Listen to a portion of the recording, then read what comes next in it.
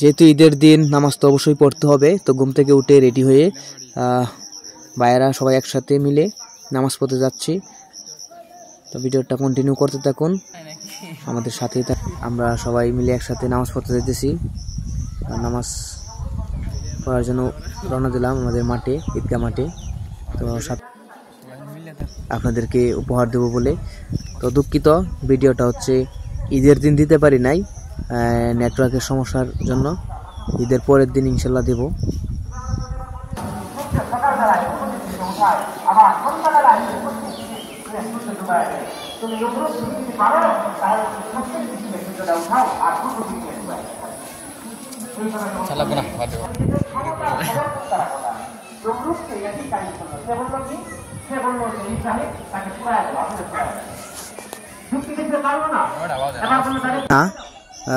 আমরাই সকাল সকাল চলে আসলাম নামাজ পড়তে।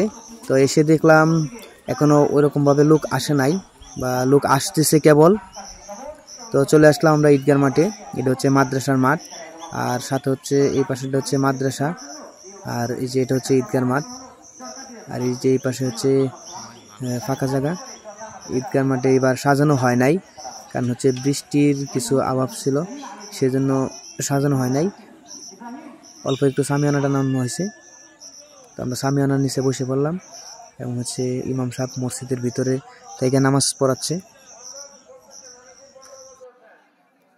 আমরা ভাবছিলাম হচ্ছে বৃষ্টি থাকবো, সেই জন্য মসজিদের ভিতরে হয়তো নামাজ পড়তে হবে, সেই জন্য আর কি এরকমভাবে সাজানো হয় নাই। তো আগামীতে আল্লাহ দিয়ে বাসা, তো সুন্দরভাবে সাজানো হবে। আমরা যুব সমাজ উদ্যোগ নেব ইনশাল্লাহ।